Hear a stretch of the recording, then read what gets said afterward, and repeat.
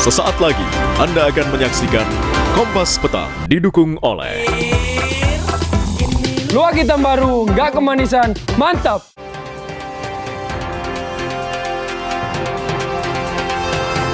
Polres Metro Jakarta Timur menerima laporan pasangan pengantin di Bekasi yang menjadi korban penipuan wedding organizer di Jakarta Timur. Korban mengaku mengalami kerugian hingga 85 juta rupiah lebih.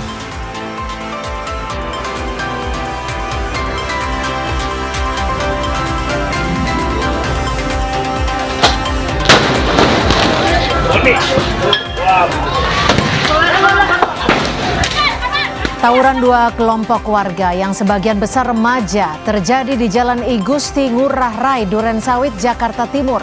Tawuran yang terjadi saat jam berangkat kerja pagi tadi sempat menimbulkan kemacetan panjang.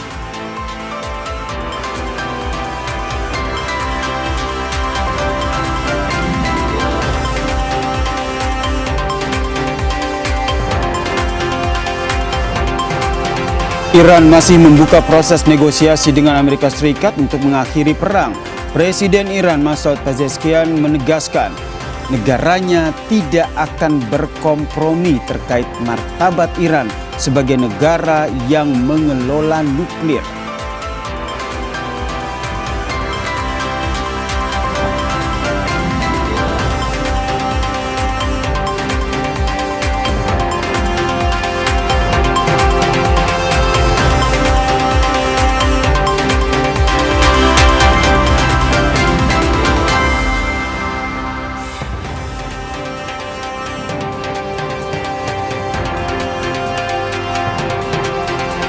Halo, selamat sore saudara. Anda menyaksikan program berita Kompas Petang. Hari ini Senin 25 Mei 2026. Sore ini bersama saya Cynthia Rompas. Dan saya Yasir Neneama di Kompas TV Independen Terpercaya. Kita ke informasi pertama di Kompas Petang saudara. Terkait dengan tawuran dua kelompok warga yang sebagian besar remaja terjadi di Jalan I Gusti Ngurah Rai, Durensawit, Jakarta Timur pada Senin pagi. Tawuran yang terjadi saat jam berangkat kerja ini sempat menimbulkan kemacetan panjang.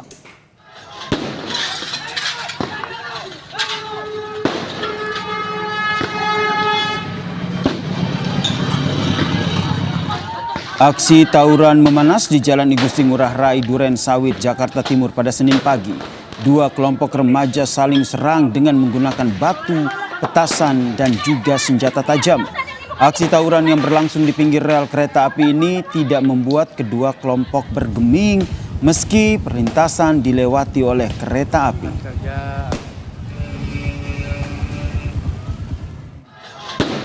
Polisi sudah berusaha untuk membubarkan tawuran dengan menembakkan gas air mata, namun kedua kelompok tetap berseteru.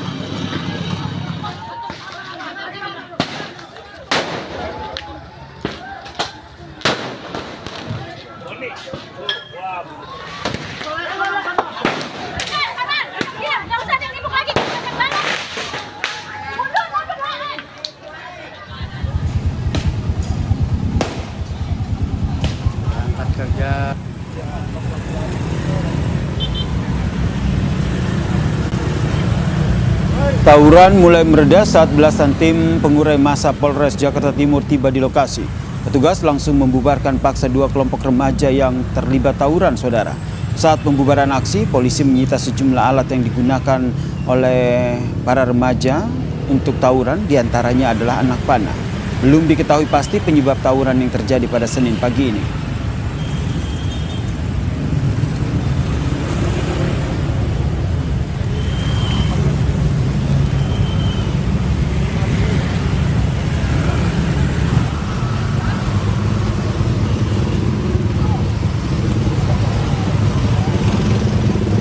Tawuran yang terjadi pada pukul 7 pagi waktu Indonesia Barat ini pun membuat sejumlah pengendara yang melintas di jam sibuk terpaksa menghentikan lajunya dan memilih menepi agar tidak terkena serangan. Tawuran di wilayah Klender, Durensawit, Jakarta Timur ini membuat arus lalu lintas mengalami kemacetan panjang.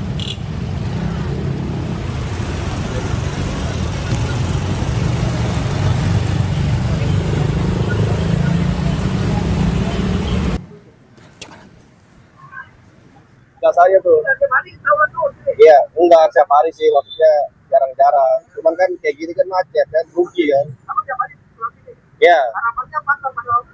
Ya mudah-mudahan semua tidak tegas lah, jadi kita kerja tuh nggak terganggu gitu.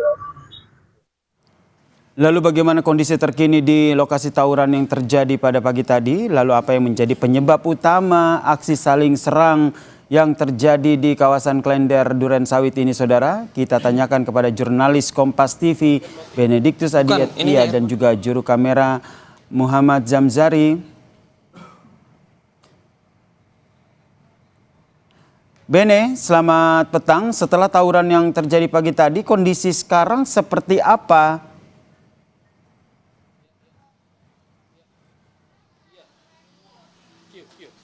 Ya, Yasir, pada saat ini memang tengah datang Kapolres Jakarta Timur, Kombes Alfian Nurizal begitu ya, barusan saja untuk mendalami terkait dengan tawuran yang terjadi pada pagi hari di pukul 7 pagi ya. Nah, kalau kami mendengar dari beberapa warga yang kami sempat tanyakan tadi, sebenarnya tawuran sendiri ini mulai terjadi ketika subuh begitu, dimulai di pukul 4 waktu Indonesia Barat, dimulai dengan suara petasan yang terdengar di Jalan I Gusti Ngurah Rai, Klender, Durensawit, Jakarta Timur.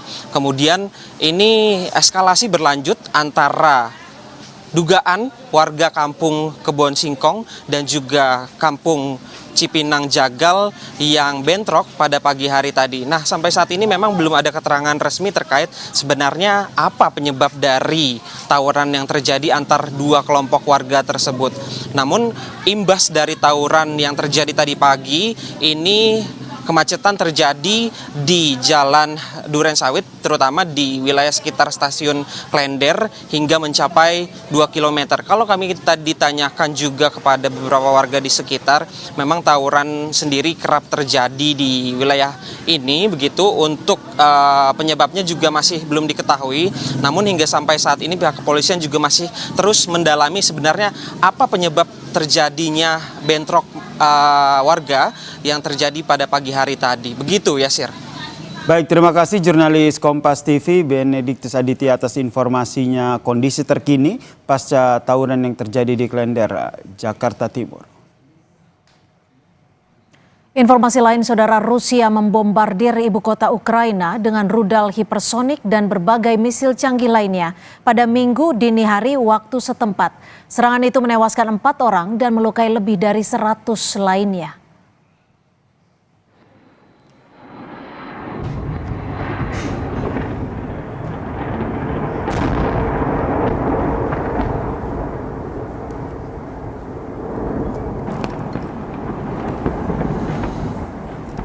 Beberapa ledakan keras terdengar di ibu kota Ukraina sepanjang dini hari. Serangan Rusia ke Ukraina melibatkan sedikitnya 600 drone dan 90 rudal balistik.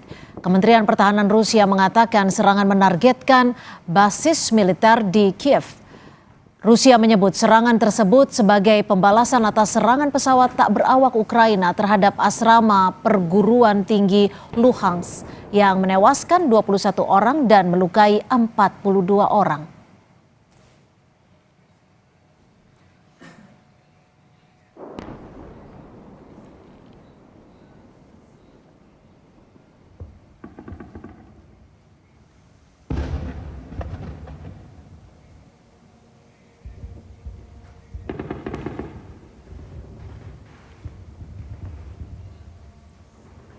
Pertahanan udara Ukraina dilaporkan telah mencegat 549 drone dan 55 rudal Rusia. Ledakan di ibu kota Ukraina telah menyebabkan bangunan tempat tinggal di dekat distrik pemerintahan bergetar. Sementara puluhan orang berlindung di stasiun metro bawah tanah di pusat kota. Sirine serangan udara meraung sepanjang malam saat asap mengepul di seluruh kota akibat serangan. Kerusakan tercatat setidaknya di 9 distrik ibu kota termasuk gudang-gudang perumahan.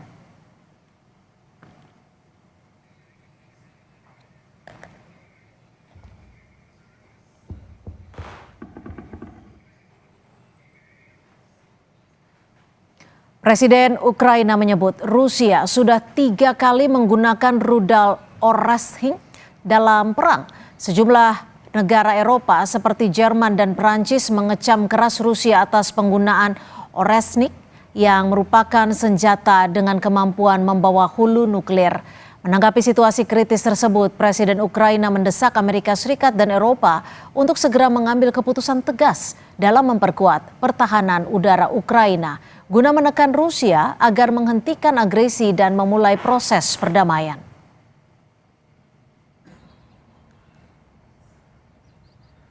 Російські ракети проти об'єкта водопостачання, спалив ринок, десятки житлових будинків пошкодив, кілька звичайних шкіл. Запустив свій арешник проти Білої церкви. Ну реально неадеквати. Важливо, щоб це для Росії не залишалось без наслідків.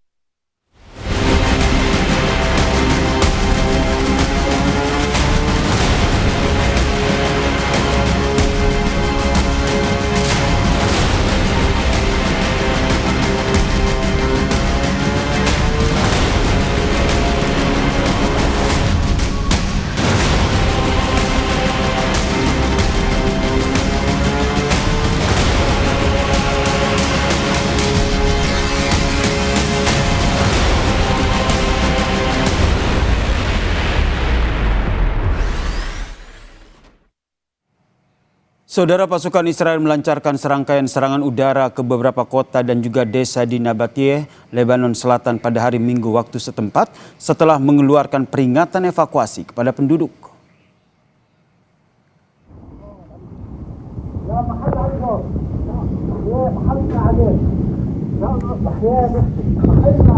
Rekaman video menunjukkan kepulan asap tebal membumbung ke langit sementara suara ledakan bergema di seluruh wilayah tersebut. Menurut media Lebanon, setidaknya ada 3 orang tewas dalam pemboman yang dilakukan yang menyebabkan beberapa bangunan rusak. Sebelumnya, saudara, Israel mengeluarkan peringatan evakuasi kepada warga.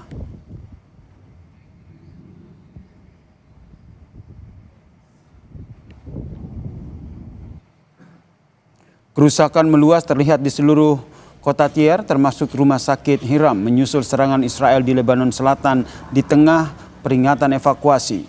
Direktur Rumah Sakit Hiram mengatakan semua lantai rumah sakit mengalami kerusakan akibat serangan tersebut tanpa ada korban jiwa. Tentara Israel telah memperingatkan penduduk setempat untuk mengosongkan 2 bangunan dengan menyatakan bahwa mereka akan menargetkan bangunan-bangunan tersebut sebagai tanggapan atas pelanggaran perjanjian gencatan senjata oleh Hizbullah.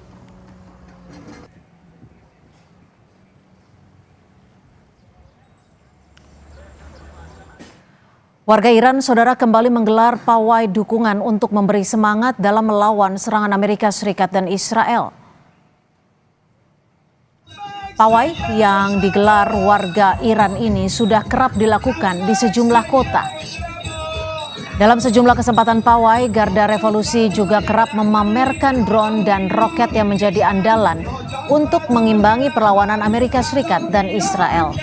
Amerika Serikat sebelumnya mengklaim bahwa perang Iran akan bisa diselesaikan melalui jalur negosiasi damai.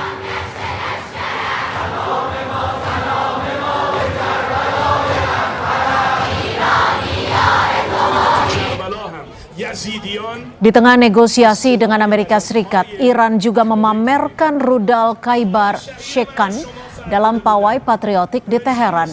Rudal Khaibar Shekan merupakan rudal berbahan bakar padat generasi ketiga dengan panjang sekitar 11,4 meter. Jangkauan rudal ini mencapai 1.450 kilometer.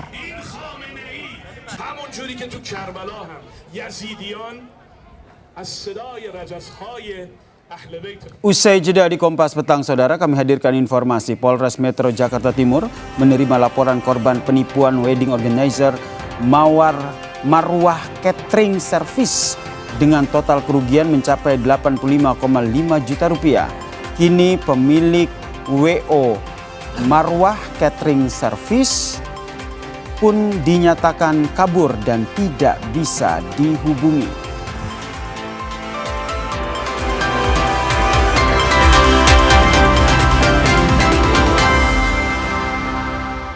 Mantap!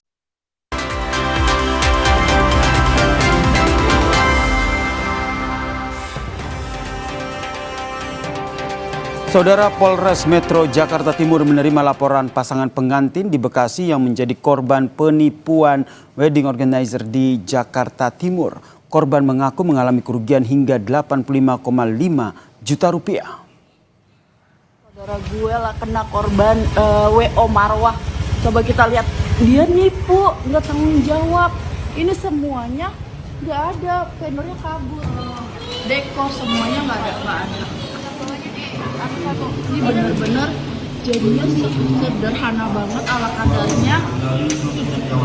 Pasangan pengantin di Kota Bekasi, Jawa Barat ditipu wedding organizer di hari gelaran resepsi, saudara. Tidak ada catering, tidak ada dekorasi saat resepsi diadakan di Aula Gedung Islamic Center pada Sabtu kemarin. Korban yang sudah membayar lunas kepada pihak WO langsung melapor ke polisi usai melangsungkan akad nikah.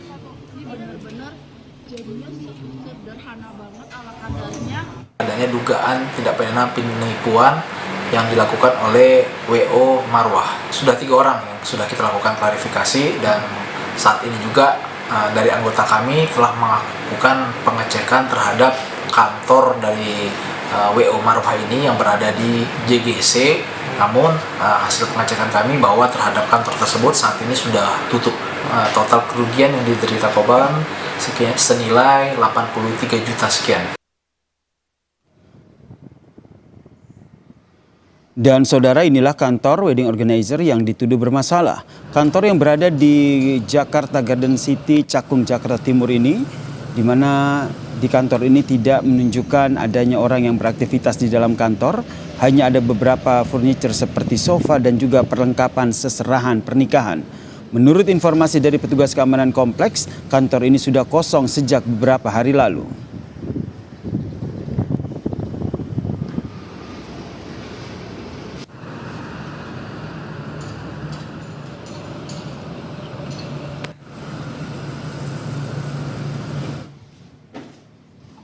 Salah satu mantan pegawai wedding organizer yang dilaporkan mengaku sudah hampir 8 bulan tidak menerima gaji. Gaji Rp3.500.000 per bulan, berikut upah Rp250.000 per event, tidak dibayarkan oleh pengelola wedding organizer.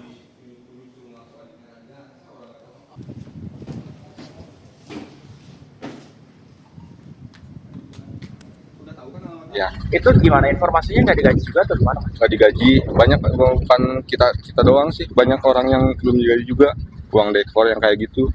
Udah berapa event yang Mas kerjakan? 30. Udah 30 ya, event? Itu dekoran hampir 30 belum dibayar. 30. Ambil AC, itu katanya punya utang ke tukang AC. Suruh nganterin tangga. Perusahaan Marwah ini punya utang ke AC. Oke, tapi belum dibayar. Belum dibayar. Terus bayarnya pakai AC. Pakai AC lagi. AC itu ya. Oh. Hari ini acara saya pada tanggal 23 Mei 2026 telah batal dengan vendor yang bernama Marwah Catering Service. Suasana pernikahan yang harusnya penuh haru dan bahagia mendadak berubah menjadi pilu kala pasangan pengantin Feni Indah Fitriha dan sang suami gagal melangsungkan resepsi pernikahan seperti yang direncanakan karena ditipu wedding organizer atau WO. Tak ada catering, tak ada dekorasi. Padahal Feni dan sang suami sudah membayar lunas Rp85,5 juta kepada wedding organizer yang mereka percayakan untuk mengurusi pesta pernikahan ini. Korban pun sempat menemui pemilik WO, namun saat ditunggu-tunggu untuk bertanggung jawab, pemilik WO malah kabur. Korban pun langsung lapor polisi. Sekitar katanya pindah di gudangnya. Nah, dikasih alamat gudangnya, saya menyamperi ke gudangnya. Di gudangnya itu ternyata kepergok, ada pasangan suami istri, ownernya Marwah. Nah, kata mereka berjanji akan bayar pada jam 4 sore. Di situ kami percaya, kami nanya alasannya apa. Dia bilang dananya belum cair, jadi belum bisa melakukan pelunasan venue saya. Dan saya tiba-tiba pihak Marwah itu izin untuk mau keluar sebentar. Nah, di situ saya tidak berpikir kalau mereka akan kabur. Nah, ternyata Feni bukan satu-satunya pasangan yang ditipu. Calon pengantin yang rencananya akan melangsungkan resepsi pada bulan September, Sofi, juga tertipu. Ia dan calon suami sudah membayar uang DP 40 juta rupiah. Namun sekarang tidak bisa sama sekali menghubungi pihak WO. Nggak ada sama sekali ya? Nggak ada sama Nggak sekali. ada, udah hilang aja kontaknya, pun di WA ya. Iya, Nggak ada. udah checklist satu semua, kayaknya dia udah benar-benar Kabur. ngehapus, udah. kabur. Karena kita 400 peks ya, kita DP-nya udah 40 juta Kak. Tim Kompas TV pun sempat beberapa kali datangi kantor Marwah Catering Service yang berada di Jakarta Garden City, Cakung, Jakarta Timur. Namun pemilik maupun karyawan WO tidak ada di tempat. Kini, Polres Metro Jakarta Timur sedang mendalami kasus penipuan wedding organizer yang menimpa pasangan pengantin di Bekasi ini. Tim Liputan, Kompas TV.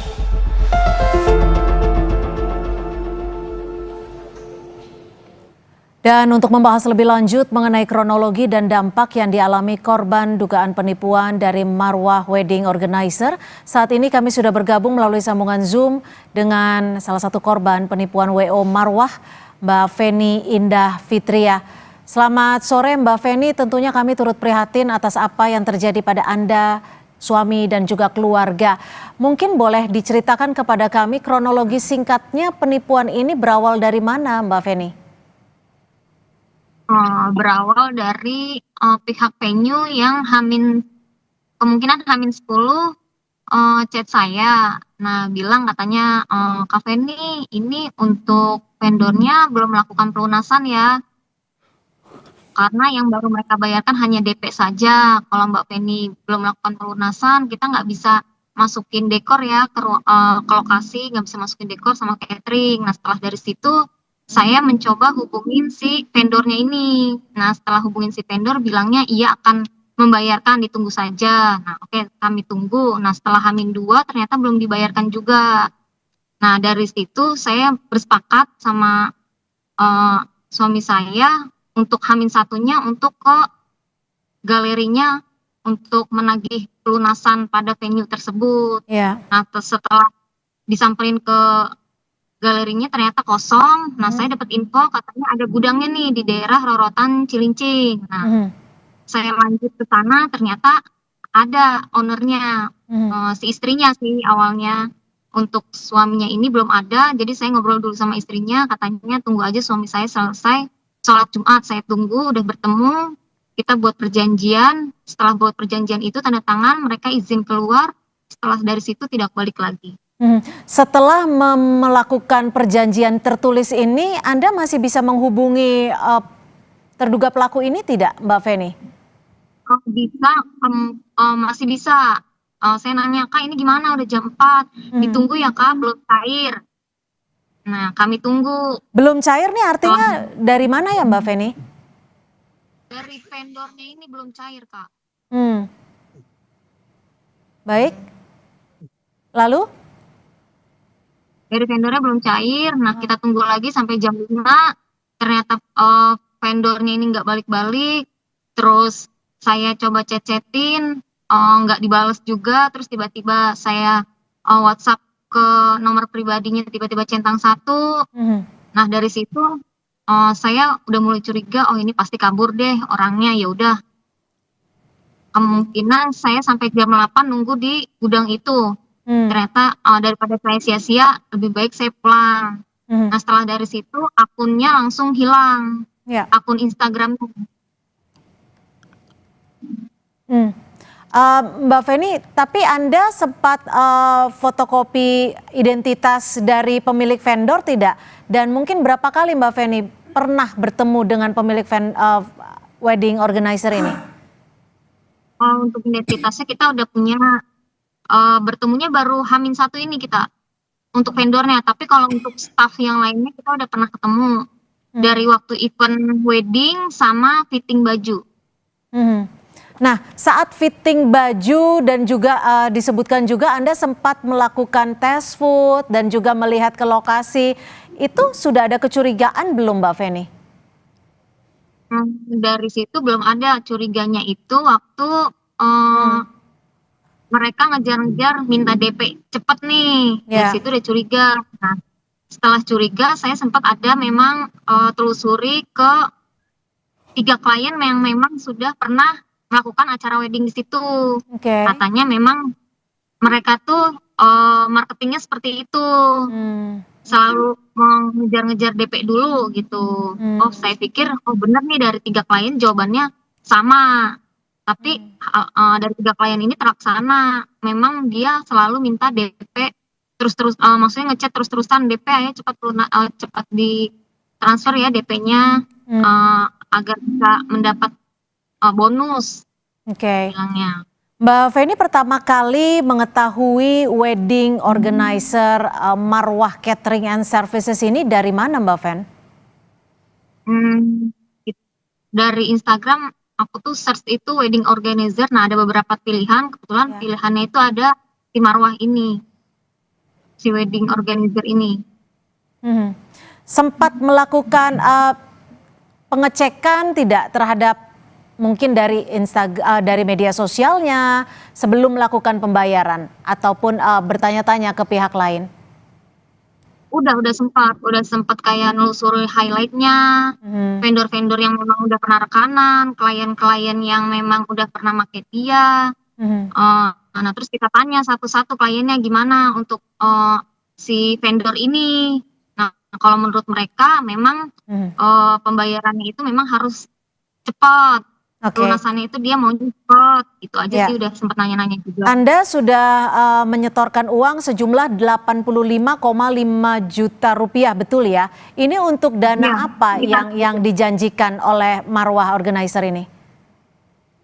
Dananya itu venue, dekor, catering, rias busana, entertain, MC. Oke, jadi hampir seluruh kebutuhan ya. Dan semua dari janji yang dilakukan wedding organizer tersebut tidak ada yang dipenuhi? Yang dipenuhi hanya 2, MC sama MUA. MC dan MUA itu hadir ya? Iya, MC dan MUA hadir. Kalau untuk catering memang tidak termasuk dalam 85 juta itu? Catering termasuk. Tapi nggak ada karena cateringnya itu memang dari si vendor ini sendiri kan. Kalau MC sama MUA itu vendor rekanan mereka. Oke. Jadi termasuk catering yang juga tidak disediakan oleh wedding organizer tersebut. Lalu saat resepsi berlangsung, apa yang Anda lakukan? Baik dari catering disediakan sendiri atau seperti apa, Mbak Feni? Untuk apa, maaf? Untuk catering itu disediakan sendiri atau seperti apa? Pada saat resepsi. Pada saat pernikahan berlangsung. Oh, yang akad kemarin. Betul. Oh, itu kita koordinasi sama saudara juga untuk membeli makanan ringan aja sih, makanan ringan sama air mineral untuk tamu yang hadir di akad. Hari ini Anda melapor ke polisi, betul ya? Iya, kemarin melapornya. Oh, kemarin melapornya. Dokumen-dokumen yang dilampirkan apa saja dan respon dari pihak kepolisian tanggapannya seperti apa? Apakah kasus ini bisa berlanjut atau seperti apa? Untuk dokumennya belum kami serahkan sih, masih dikumpulkan. Baru mau kami sampaikan, cuman belum kita kasih ke Polres. Oke, tapi Anda sudah sempat interview oleh pihak kepolisian? Udah. Kemarin. Ada pendampingan hukum mungkin? Atau Anda dan suami saja yang melaporkan? Iya. Oke. Berdua sama. Tahap selanjutnya dan apa yang akan Anda lakukan dalam kasus yang sudah merugikan Anda dan suami? Masih mau ngumpulin data dulu. Kalau misalnya data sudah lengkap, kita tanyakan ke Polres kelanjutannya seperti apa. Maunya sih segera ya.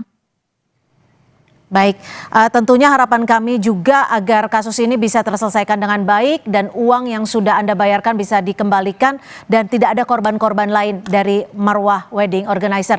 Terima kasih Feni Indah Fitria sudah berbagi informasi dengan Kompas Petang. Selamat sore Mbak Feni. Sore. Usai jeda saudara, Kompas Petang akan hadir dengan informasi warga Iran kembali menggelar pawai dukungan untuk memberi semangat dalam melawan serangan Amerika Serikat dan juga Israel.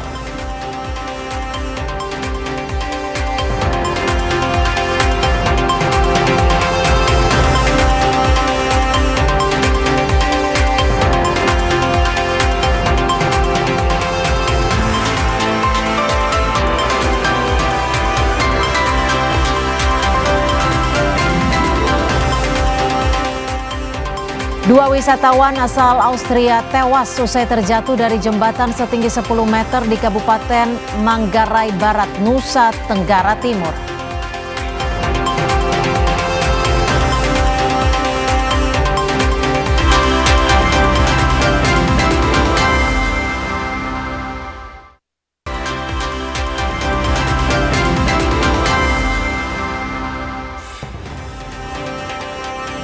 Terima kasih Anda masih menyaksikan Kompas Petang, saudara. 5 orang pendaki tersambar petir di puncak Gunung Monrolo di Kabupaten Maros, Sulawesi Selatan. Salah seorang pendaki tewas sementara 4 lainnya mengalami luka.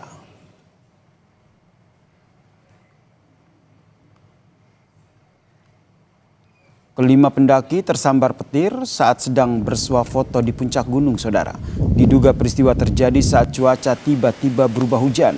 1 korban tewas dievakuasi tim SAR gabungan pada Senin pagi. Medan gunung yang terjal dan berbatu membuat proses evakuasi berlangsung sulit. Petugas terpaksa menggunakan tali untuk menurunkan korban. Selain korban meninggal dunia, pendaki lainnya mengalami luka bakar. Seluruh korban langsung dibawa ke puskesmas terdekat untuk mendapatkan penanganan medis.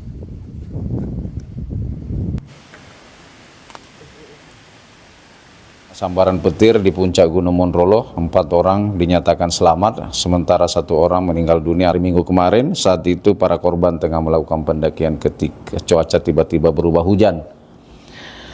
Saat hendak mengambil dokumentasi di puncak gunung, petir menyambar dan mengenai korban. Saudara, 2 wisatawan asal Austria tewas usai terjatuh dari jembatan setinggi 10 meter di Kabupaten Manggarai Barat, Nusa Tenggara Timur.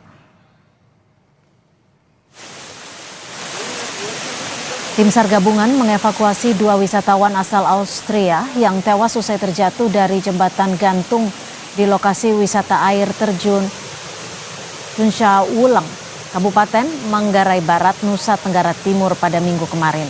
2 wisatawan jatuh saat jembatan yang dilewati ambruk. Jembatan gantung tersebut terbuat dari kayu. Setelah dievakuasi, jenazah kedua korban langsung dibawa ke rumah sakit. Wisatawan mancanegara yang terjatuh di jembatan gantung Sunsha Wulang, Kabupaten Manggarai Barat. Kantor Pencarian Muniri terima informasi dari Kepala BPBD Manggarai Barat menginformasikan bahwa ada 2 orang terjatuh di jembatan gantung di Sunsha Wulang, Kabupaten Manggarai Barat. Saudara, Bareskrim memastikan pemadaman listrik yang sempat terjadi di sejumlah wilayah di Sumatera bukan disebabkan oleh aksi sabotase. Hasil identifikasi dan investigasi awal menunjukkan gangguan sistem kelistrikan diduga dipicu faktor teknis dan cuaca ekstrim yang menyebabkan kabel transmisi putus. Wakil Kepala Bareskrim Polri, Irjen Nunung Saifuddin bilang, tim gabungan yang melakukan investigasi tidak menemukan indikasi sabotase ataupun unsur kesengajaan. Vulkanik akibat gesekan dan pengaruh angin. Faktor panas akibat sambungan longgar yang menimbulkan rongga maupun faktor tarikan atau goyangan akibat cuaca ekstrim. Sampai dengan saat ini bisa kami pastikan tidak ditemukan adanya indikasi sabotase ataupun unsur kesengajaan dalam peristiwa blackout tersebut. Dugaan sementara mengarah pada faktor teknis dan cuaca yang ekstrim yang menyebabkan gangguan pada sistem transmisi kelistrikan. Saudara Menteri Perdagangan Budi Santoso menanggapi penutupan 25 gerai Alfamart dan Indomaret di Lombok Tengah, Nusa Tenggara Barat. Menurut Budi, penutupan gerai retail modern ini berkaitan dengan perizinan dari pemerintah daerah. Budi menjelaskan pembangunan minimarket diatur dalam Rencana Detail Tata Ruang atau RDTR. Perizinan pendirian gerai pun menjadi kewenangan pemerintah daerah. Meski belum mengetahui detail penyebab penutupan 25 gerai retail modern ini, namun Budi pastikan tidak ada isu lain di luar perizinan.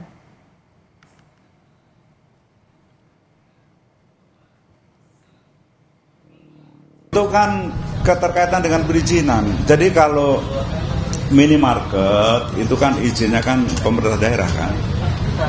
Nah, tadi saya juga komunikasi Pak Dirjen, saya suruh ngecek lagi, jadi informasi yang kami terima itu terkait dengan perizinannya. Jadi kalau mau mendirikan minimarket itu kan harus sesuai dengan RTRW, RDTR, rencana detail tata ruang. Rencana detail tata ruang. Nah, saya belum tahu permasalahannya di sana apanya, tapi yang jelas itu penerbitan izin. Sebelumnya ratusan pegawai retail modern mendatangi kantor Bupati Lombok Tengah menuntut solusi atas penutupan puluhan gerai tempat mereka bekerja. Pemerintah Kabupaten Lombok Tengah menegaskan penutupan dilakukan karena gerai retail modern dinilai melanggar aturan jarak minimal dengan pasar rakyat. Pemkab Lombok Tengah menyarankan agar pihak retail modern memindahkan pegawai ke gerai lain atau menyesuaikan lokasi usaha sesuai aturan yang berlaku.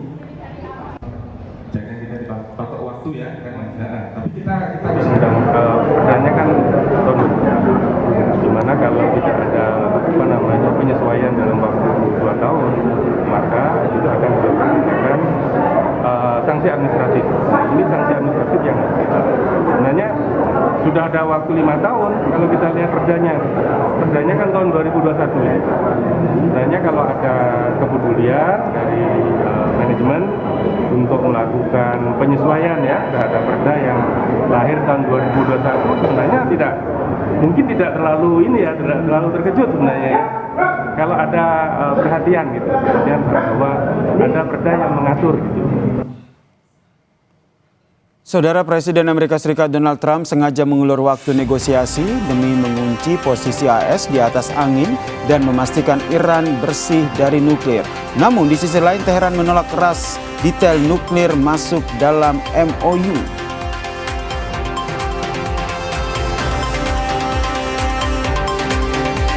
Rusia membombardir ibu kota Ukraina dengan rudal hipersonik dan berbagai misil canggih lainnya pada Minggu dini hari waktu setempat.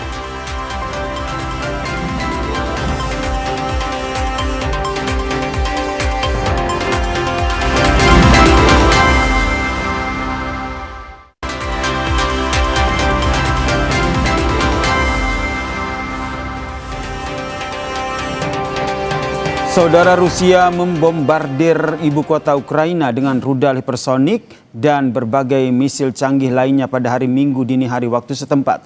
Serangan itu menewaskan 4 orang dan melukai lebih dari 100 lainnya.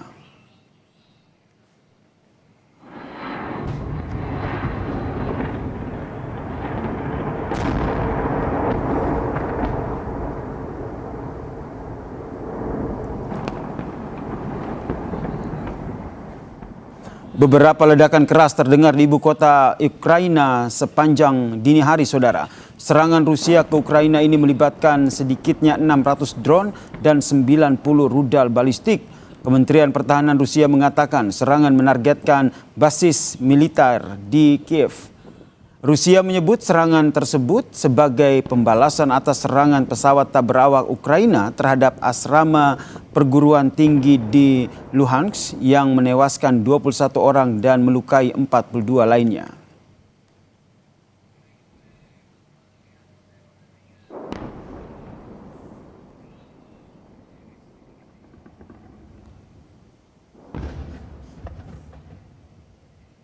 Sementara itu, saudara, pertahanan udara Ukraina dilaporkan telah mencegat 549 drone dan juga 55 rudal Rusia. Ledakan di ibu kota Ukraina telah menyebabkan bangunan tempat tinggal di dekat distrik pemerintahan bergetar. Sementara itu, puluhan orang berlindung di stasiun metro bawah tanah di pusat kota. Sirene serangan udara meraung sepanjang malam saat asap mengepul di seluruh kota akibat serangan. Kerusakan tercatat terjadi di 9 distrik ibu kota termasuk di gedung-gedung perumahan.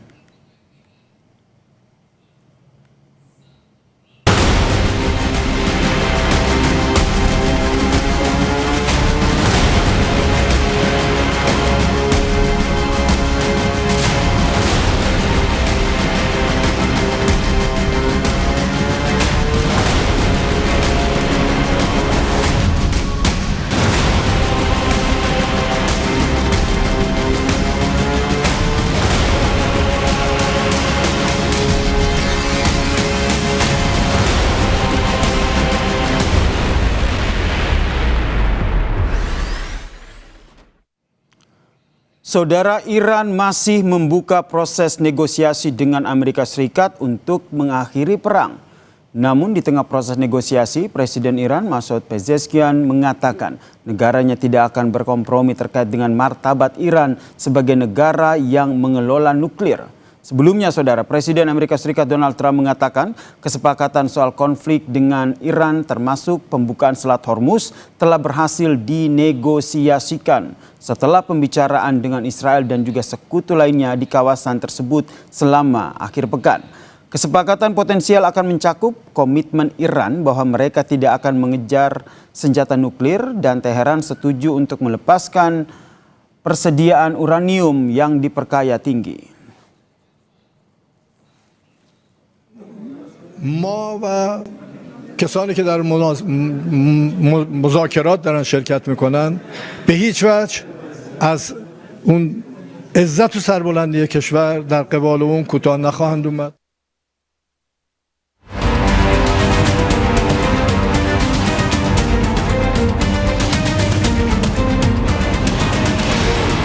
Washington menolak tunduk pada waktu. Presiden Donald Trump menegaskan tidak akan terburu-buru mengetok palu perdamaian. Lewat akun Truth Social miliknya, Trump memerintahkan tim perunding untuk memperlambat tempo negosiasi. Bagi Trump, posisi Amerika Serikat di atas angin dan waktu berada di pihak mereka. Trump pun memberi peringatan keras, Iran mutlak tidak boleh memiliki senjata nuklir. Lewat akun Truth Social-nya, Trump menulis negosiasi berjalan dengan tertib dan konstruktif. Dan saya telah menginstruksikan para perwakilan saya untuk tidak terburu-buru dalam mencapai kesepakatan, waktu berada di pihak kita. Blokade Amerika Serikat terhadap pelabuhan-pelabuhan Iran akan tetap berlaku penuh dan efektif sampai sebuah kesepakatan resmi dicapai, disertifikasi, dan ditandatangani. Hubungan kita dengan Iran kini menjadi jauh lebih profesional dan produktif. Namun mereka harus paham betul bahwa mereka tidak boleh mengembangkan senjata nuklir.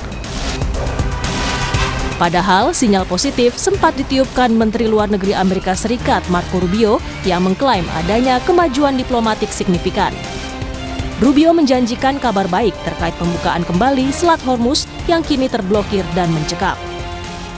I believe maybe more news coming out a little bit later today on this topic, and I'll leave it to the President to make further announcements on it. Suffice it to say that some progress has been made, significant progress, although not final progress has been made. The ultimate goal is that Iran can never have a nuclear weapon. Related to that is this issue of the Straits. Okay, this is an international waterway. They don't own it. Situasi justru memanas dari Tel Aviv. Perdana Menteri Israel Benjamin Netanyahu menegaskan militernya sudah bersiap menghadapi segala skenario terburuk, termasuk pecahnya perang total melawan Iran. מאוד נאמנה למקור, והאווירה היא נותנת הרבה השראה. בראשית דבריי היום אני רוצה לשלוח תנחומים למשפחתו של סרן מעוז ישראל ריקנתי, זיכרונו לברכה. מעוז עזב את הכל. Azab גם את ארוסתו. Pakar Hubungan Internasional Universitas Parahyangan, Kisino Bawono, menilai kesepakatan Amerika Serikat dan Iran belum menemui titik temu. Karena ada pihak ketiga yaitu Israel yang masih inginkan nuklir masuk dalam poin perundingan. Komentari perundingan damai ini secara publik karena ini cukup delicate, ada hubungan personal antara Benjamin Netanyahu dan Trump yang harus dijaga gitu ya. Cuma saya pikir akan ada negosiasi di belakang layar, tekanan dari pihak Israel kepada Amerika Serikat untuk memberikan ruang dan waktu bagi pemerintah Israel untuk mendapatkan apapun yang mereka inginkan di Lebanon. Jadi singkatnya ada progres, tapi kemudian juga akan ada hambatan, terutama kalau saya baca dari Al Jazeera dan Channel News 13 lokal dari Israel sendiri, bahkan akan ada hambatan dari pemerintah Israel. Negosiasi nampaknya masih belum menemukan titik terang. Iran bersikeras menolak memasukkan detail isu nuklir ke dalam nota kesepahaman. Akankah diplomasi Donald Trump berhasil menjinakkan ambisi nuklir Teheran, atau justru sikap keras kepala kedua belah pihak akan memicu ledakan konflik baru?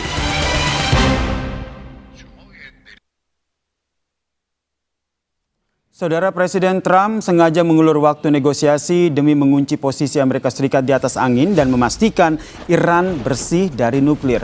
Namun di sisi lain, Teheran jelas menolak keras detail nuklir masuk dalam perjanjian tersebut, saudara. Apakah taktik buying time atau mengulur waktu dari Trump ini akan sukses memaksa Iran tunduk, atau sebaliknya justru kebuntuan yang menjadi bom waktu yang memicu perang baru di Timur Tengah? Kita bahas bersama dengan peneliti senior Indo-Pacific Strategic Intelligence, Mbak Fauzia G. Cempaka Timur, dan juga Atase Pertahanan Iran 2009-2012, Majen TNI Purnawirawan Budi Pramono. Selamat petang, Mbak Fauzia. Pak Budi. Selamat, Mas Yasir. Saya ke Mbak Fauzia dulu nih. Pertanyaannya, apakah yang disampaikan oleh Menlu AS Rubio bahwa negosiasi ini ada kemajuan ini akan terrealisasi dalam waktu dekat? Karena di sisi lain, Trump sendiri ternyata lebih memilih untuk mengulur waktu negosiasi demi mengunci posisi AS di atas angin dan memastikan Iran ini bersih dari nuklir. Sederhananya, Trump ini sebenarnya maunya apa sih, Mbak? Iya, jadi memang kita melihat bahwa ada beberapa laporan, bahkan Haaretz dan juga media nasional Israel menyebutkan bagaimana beberapa pekan ini Israel itu di sideline, artinya dipinggirkan begitu dalam konteks negosiasi dan perdamaian yang akan tercapai antara Iran dan Amerika Serikat. Namun tentu saja kita lihat bagaimana beberapa hari terakhir, 2 hari terakhir paling tidak, ada informasi yang menyebutkan bagaimana tekanan yang dilakukan Israel meskipun tidak dapat kembali menekan Presiden Trump, yang dilakukan adalah menekan domestik dari Amerika Serikat sendiri melalui senator-senatornya, Mas Yasir. Beberapa di antaranya bahkan menyebutkan dengan cukup keras, di antaranya Mike Pompeo yang merupakan mantan CIA direktor atau direktur CIA di era Trump yang pertama, menyebutkan bahwa negosiasi yang saat ini sedang dirampungkan oleh Trump dan juga bahkan disebut oleh Rubio saat ini hampir final, ini bukan atau tidak menggambarkan America First begitu. Nah, ini kalimat yang cukup keras begitu. Di antara lain juga senator-senator yang berasal dari Republikan ini seperti seolah menjadi proksi dari Israel untuk menekan secara domestik Presiden Trump. Dan tentu saja kita lihat bagaimana sebelumnya kita lihat bagaimana optimisme yang muncul ini menurun, Mas. Sehingga kita lihat bagaimana ini merupakan tekanan Israel yang tidak hanya melalui Netanyahu, tapi justru menekan lewat domestik, yaitu melalui senator Republikan dan juga beberapa pihak hawkish di Amerika Serikat. Sehingga Anda melihat optimisme Iran yang akhirnya sebenarnya sudah, bahasa sederhananya sudah wah nih bentar lagi nih negosiasi akhirnya menurun. Saya ke Pak Budi melihatnya seperti apa? Karena kalau kita lihat yang terbaru ini kan, kalau dari Presiden Iran sendiri menyatakan bahwa Iran akan tetap menjaga martabatnya, termasuk tidak akan melepas nuklirnya. Jadi secara geopolitik Anda melihat kemarahan yang disampaikan oleh Israel kepada Amerika Serikat ini apakah mampu menekan Trump? Mas, to my perception tidak akan mampu menekan Trump. Yang Mas tanyakan menekan Trump kan? Ya, kenapa? Karena Trump memang saat inilah dia ini mengalami security dilemma. Kenapa? Di satu sisi dia kan memang menganamaskan Israel dalam hari ini kan. Menempatkan Israel ini seperti Golan, seperti pemberian Yerusalem, kemudian berapa 6.500 ton kiriman dia, alat peralatannya dia hampir mendekati 90% semuanya dari Amerika, kemudian votingnya dia gunakan 50 voting untuk Israel. Memang iya. Tapi kan Trump ini juga melihat bagaimana tekanan dari dalam negeri, berapa publik yang benar-benar sebetulnya tidak menginginkan ada serangan kepada Iran ini militaristically. Ini kan nggak sedikit, dan ini kan harus juga dijadikan pertimbangan bagi seorang Trump di bulan November ke depan. Kenapa demikian? Kalau misalnya kita bicara masalah buntunya di mana, ini kan buntunya yang kedua, dua poin kan masalah nuklir. Nuklirnya serahkan yang 400. Kemudian kalau ada fasilitasnya satu aja, jangan banyak-banyak. Kemudian bagaimana nanti semua wilayah-wilayah yang ada di Iran yang selama ini memperbesar atau fasilitas nuklir ini juga dilarang sama Amerika, dan apabila semua syarat-syarat itu dipenuhi maka akan dihentikan. Tapi di sini dihentikan serangan ini bukan dihentikan permanen. Ini kan perlu analisa. Dihentikan saja, berhenti, tapi bukan berarti jaminan akan permanen selamanya dihentikan serangan tersebut. Ini kan perlu critical analysis. Apa artinya?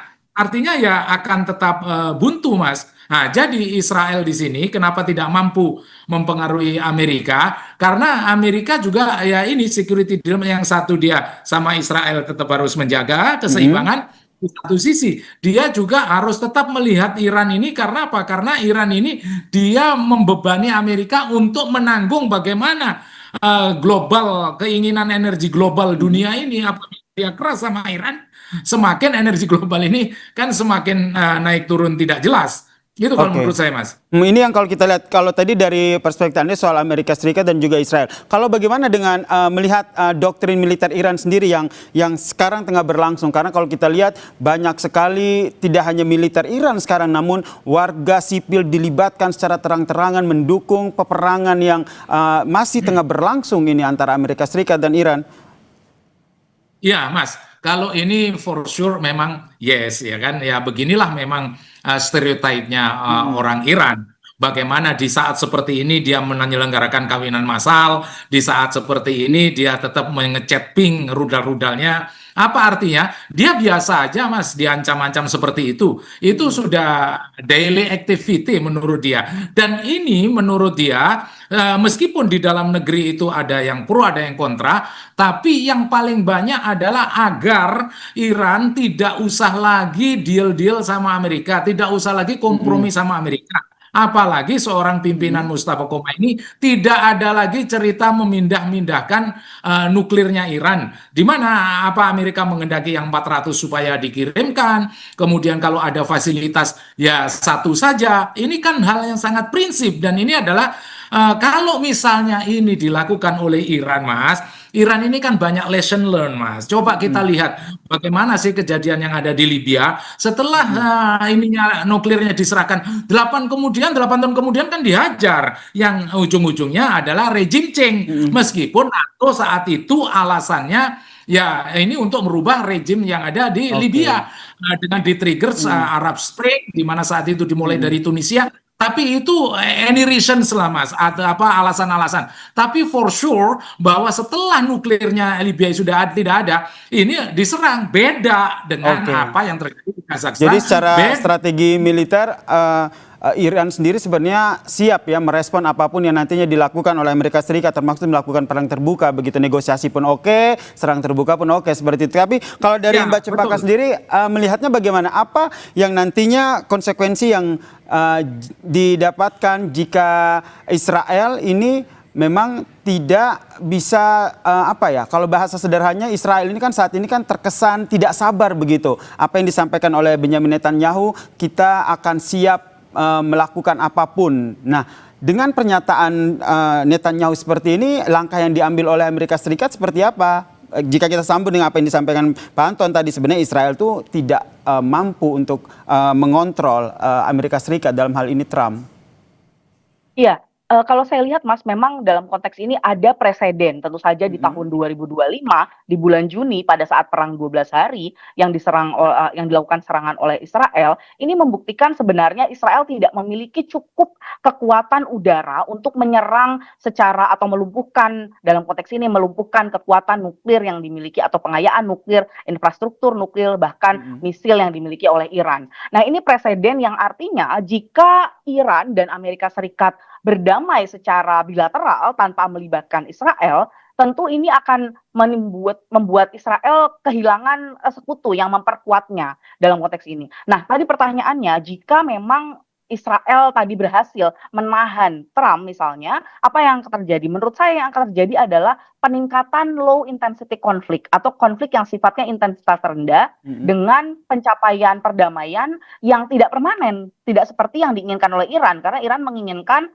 tentu saja perdamaian yang permanen, sehingga berikutnya baru dibicarakan tentang poin-poin klausul terkait dengan nuklir misalnya, dan juga terkait dengan sanksi dan lain sebagainya, atau bahkan bicara tentang mekanisme Selat Hormuz. Nah, tetapi kalau misalnya kita lihat apa yang akan terjadi, possibility skenario apa yang bisa terjadi ketika Israel berhasil menekan, misalnya tadi saya sampaikan melalui kalangan domestik senator, domestik Republikan yang ada di Amerika Serikat begitu. Yang saya lihat adalah tentu saja Trump akan menahan waktu agar negosiasi atau konsesi yang dimiliki Amerika semakin tinggi, dan bukan berarti hal ini tidak mungkin nantinya jika Iran berubah pikiran. Seperti kita tahu negosiasi yang pertama gagal karena dalam konteks ini Amerika Serikat bersifat maksimalis begitu, dan akhirnya Iran mundur, bahkan tidak mau datang di negosiasi yang kedua begitu. Dan bukan tidak mungkin Iran akan memperpanjang perang ini menjadi perang yang tentu saja semakin atrisi begitu ya, perang yang berlarut dan berlanjut. Dan apakah pertanyaannya waktu yang dimiliki Amerika Serikat siap hingga peran yang diinginkan yaitu midterm election nantinya gitu.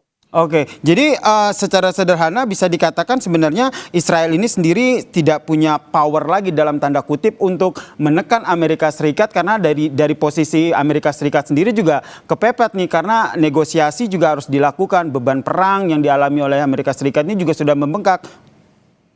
Betul sekali Mas Yasir, karena kita lihat bagaimana strategi yang dilakukan Israel saat ini adalah memanfaatkan lobby yang ada di Amerika Serikat, di domestik Amerika Serikat, melalui senator, melalui juga di domestik tadi saya sampaikan salah satu yang tokoh yang cukup terkenal dan cukup sangat penting bagi Trump misalnya, Mike Pompeo sudah mengeluarkan statement. Di sisi lain misalnya Ted Cruz yang bahkan menyampaikan statement, Ted Cruz belum pernah mengeluarkan statement terkait perang Iran, tetapi saat ini dia mengeluarkan statement. Dan jangan lupa kita lihat juga salah satu statement dikeluarkan oleh Ketua Senat bagian Komite Intelijen yang mempertanyakan bagaimana poin-poin negosiasi yang saat ini hampir disepakati ini akan menguntungkan bagi Trump sendiri. Makanya kalau kita lihat salah satu tweet atau capaian yang disampaikan, cuitan yang dikeluarkan oleh Trump adalah bahwa ini adalah best, ketika dia mengeluarkan deal, ini akan best deal ever begitu ya, karena memang ini menanggapi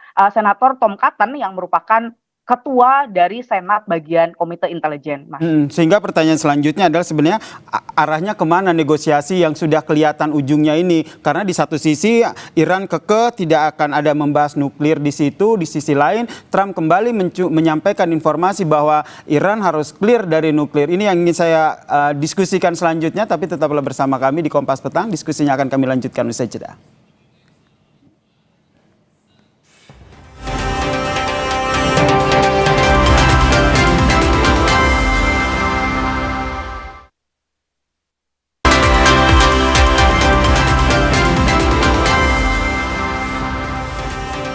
Israel dan strategi negosiasi Trump-Iran, ini topik yang masih kita bahas. Saya tadi ke Pak Budi. Pak Budi, kalau Anda melihat sebenarnya pertimbangan Israel ikut campur ini kan dari nuklirnya gini, kekhawatiran Israel akan kepemilikan nuklir dari Iran. Jadi menurut Anda yang akan dilakukan oleh Israel ini akan seperti apa sehingga tetap mendesak Amerika Serikat, dalam hal ini Trump, agar dalam negosiasi isu nuklir ini tetap dibawa? Satu, Mas, yang Israel takutkan, jangan sampai Iran ini sudah memenuhi threshold nuclear state. Nah, kalau dia sudah memenuhi bahwa Iran mampu pada posisi nuclear for war, weaponization. Nah, Iran ya sudah tidak punya kemampuan apa-apa, tidak bisa lagi menekan Israel. Dia sadar bahwa tidak bisa lagi Israel menekan Iran lagi. Dia sadar Israel ini, Mas, bahwa Iran ini bukan sembarang negara di Timur Tengah. Ini Iran ini kalau mempunyai dominasi di Timur Tengah, ini membahayakan jangka panjangnya Israel. Kenapa? Di mata Israel, Iran ini populasinya besar. Di mata Israel, Iran ini bisa memproduksi drone-drone yang masif dan sudah terbukti bahkan berfungsi untuk Rusia-Ukraine war. Iran ini masih aktif yang namanya rudal mulai dari Khorramshahr, Khyber-Second, mulai dari Qadr, mulai dari Fatah, semuanya masih aktif. Ini yang menakutkan dia, ditambah lagi kekuatan proksi Iran. Nggak kebayang oleh Israel apabila Iran ini menang dalam perundingan dengan Amerika ini, ya Israel sudah tidak bisa berkutik lagi karena dominasi kekuatan di Middle East itu di tangan Iran tentunya. Nah, inilah Mas yang selalu diintip-intip dan selalu dilihat-lihat oleh Israel. Bagi Israel ini adalah perundingan dengan Amerika ini berfungsi banget untuk jangka panjangnya dia, jangka panjangnya Iran. Bagaimana coba kalau Iran dilonggarkan dari sanksi? Berarti pembangunannya lebih lancar. Dia akan memperbaiki, restructure kembali kekuatan drone dan rudalnya. Dia akan memperbarui lagi dengan biaya-biaya yang ada untuk memperkuat proksi-proksinya dia yang ada di kawasan di Yemen, di Libanon, dan Suriah, dan Irak, dan seterusnya, dan seterusnya. Apa intinya? Ya akhirnya Israel secara baik jangka pendek, apalagi nanti jangka panjang, ya dia akan tidak bisa lagi memberikan threat atau ancaman kepada Iran, Israel ke Iran maksud saya. Sehingga mau tidak mau Israel akan tetap melobi dengan hal apapun kepada Amerika Serikat ini agar Trump mau tetap membawa poin nuklir ini dalam negosiasi. Kalau menurut Mbak Cempaka sendiri, konsekuensi politik luar negeri Amerika Serikat ini akan seperti apa jika nanti Amerika Serikat ini tidak mengikuti Israel? Iya, jadi sebenarnya kita lihat presidennya, Mas, belum ada ceritanya di mana negosiasi yang dilakukan oleh Iran dan Amerika Serikat itu berhasil tanpa Israel, tanpa campur tangan, begitu ya. Dalam konteks ini kita lihat di serangan Juni 2025 lalu itu terjadi karena Amerika Serikat dan Iran sudah hampir mencapai titik temu, begitu. Nah, serangan ini yang dilakukan di bulan Juni lalu terhadap Iran, begitu. Dan dalam konteks ini kita juga melihat bagaimana dalam Israel sendiri memang kekuatannya sudah menurun, Mas. Tidak dalam konteks 2025 lalu atau bahkan kita lihat bagaimana di pola Israel, kekuatan militer Israel di 28 Februari lalu di mana dia bisa menyerang Iran, begitu ya. Nah, tapi memang kita harus lihat juga bagaimana upaya Israel besar-besaran saat ini untuk mereplenish atau memperkuat kembali kekuatan militernya, begitu. Tentu saja dengan bantuan Amerika Serikat juga dengan pembelian senjata yang saat ini jumlahnya juga sudah besar yang sudah dikirimkan oleh Amerika Serikat ke Israel, begitu ya. Dalam konteks ini tentu saja dampak secara luar negeri mungkin tidak akan terlalu besar. Artinya belum ada presiden, Mas, bahwa Amerika Serikat ini membuat keputusan tanpa tekanan dari Israel. Ya.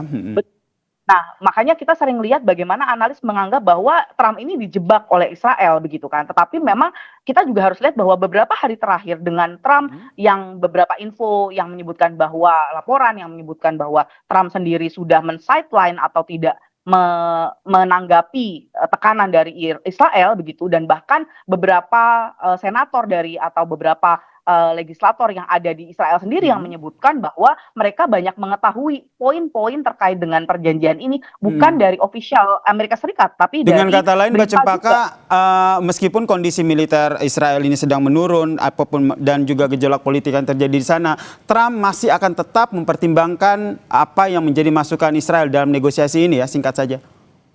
Betul Mas Cesar.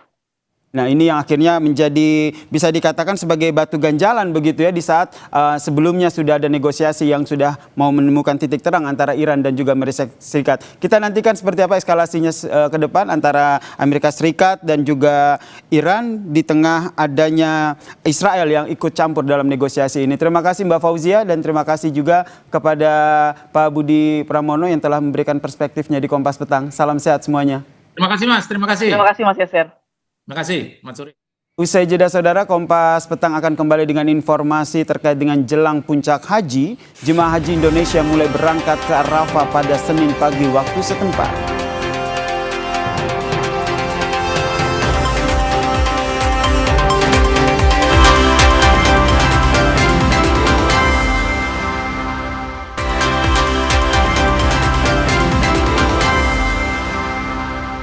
لا شريك لك لبيك إن الحمد والنعمة لك والملك لا شريك لك.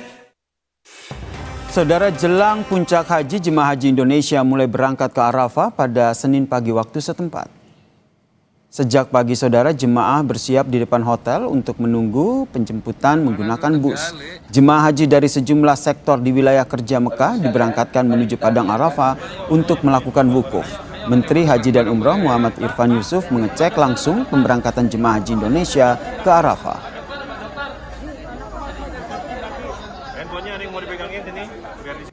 Jemaah haji Indonesia pemberangkatan trip perjalanan pertama dari Mekah sudah tiba di Arafah saudara. Saat tiba di Arafah, jemaah langsung menempati tenda-tenda yang disiapkan di Arafah.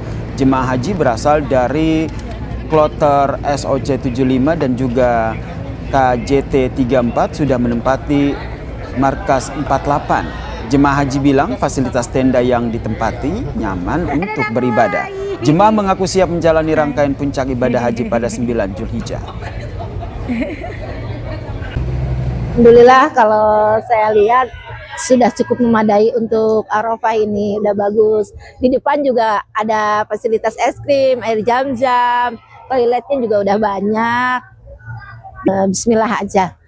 Kita udah persiapan fisik, kita juga udah didampingi sama dokter, kemarin screening kesehatan, dikasih arahan juga untuk jaga kesehatan, banyak minum air putih, minum oralitnya juga, kita udah siap.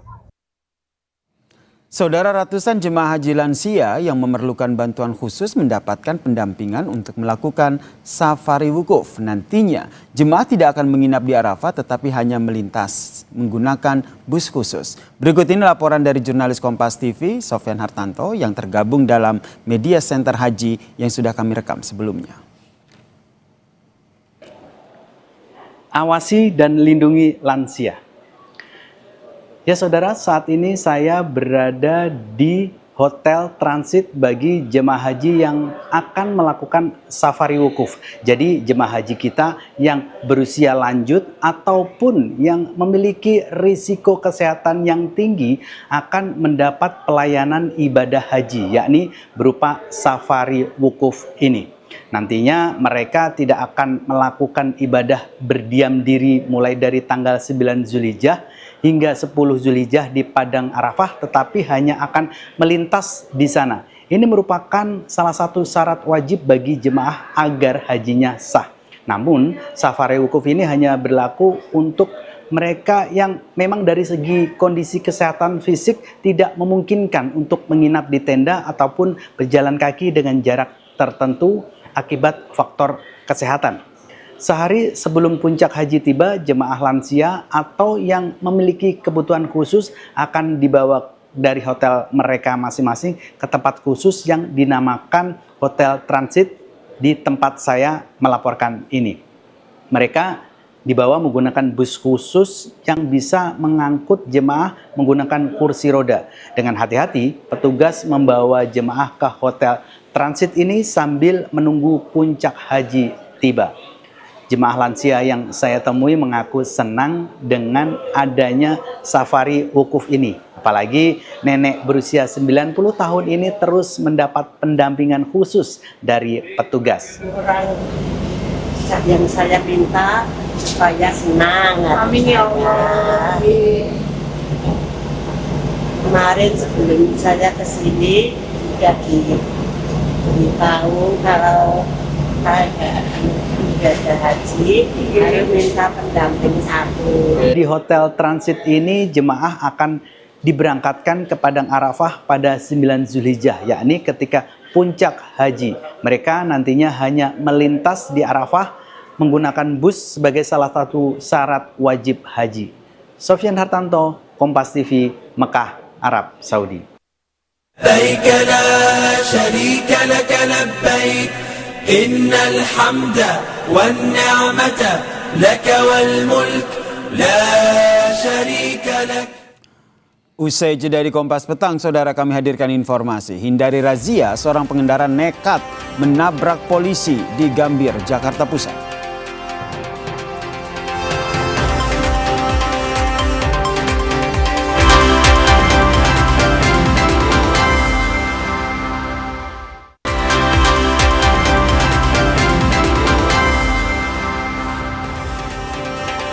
Saudara, berkendara dalam kondisi mabuk, seorang pengendara motor menabrak polisi yang sedang melakukan razia di kawasan Gambir, Jakarta Pusat.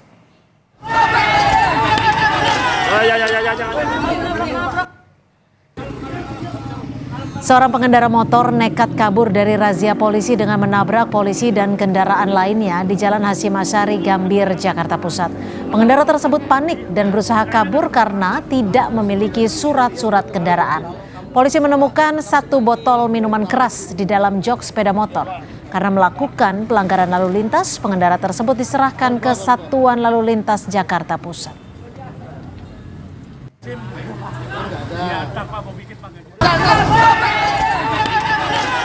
Panik ya. Jadi dengan adanya kehadiran polisi, kemudian diberhentikan baik-baik tidak mau, kemudian dia panik dan menabrak anggota kepolisian. Tapi sudah kita amankan dan kita lakukan penindakan. Kondisi mabuk atau sadar? Sementara ini kelihatannya tidak sadar karena memang ditemukan minuman keras ya. Saudara, warga Iran kembali menggelar pawai dukungan untuk memberi semangat dalam melawan serangan Amerika Serikat dan Israel. Pawai yang digelar warga Iran ini sudah kerap dilakukan di sejumlah kota. Dalam sejumlah kesempatan pawai, Garda Revolusi juga kerap memamerkan drone dan juga roket yang menjadi andalan untuk mengimbangi perlawanan Amerika Serikat dan Israel. Amerika Serikat sebelumnya mengklaim bahwa perang Iran akan bisa diselesaikan lewat jalur negosiasi damai.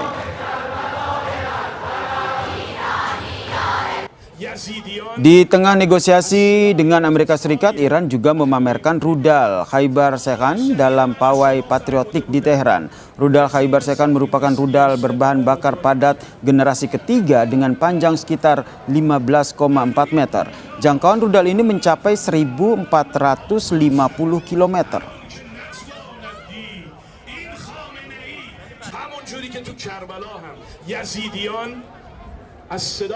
Saudara, informasi tadi juga menjadi penutup perjumpaan kita di Kompas Petang hari ini. Terima kasih atas kebersamaan Anda. Saya Cynthia Rompas. Dan saya Yasir Nene Amas. Setelah ini Anda bisa menyaksikan program Sapa Indonesia Malam. Sampai jumpa.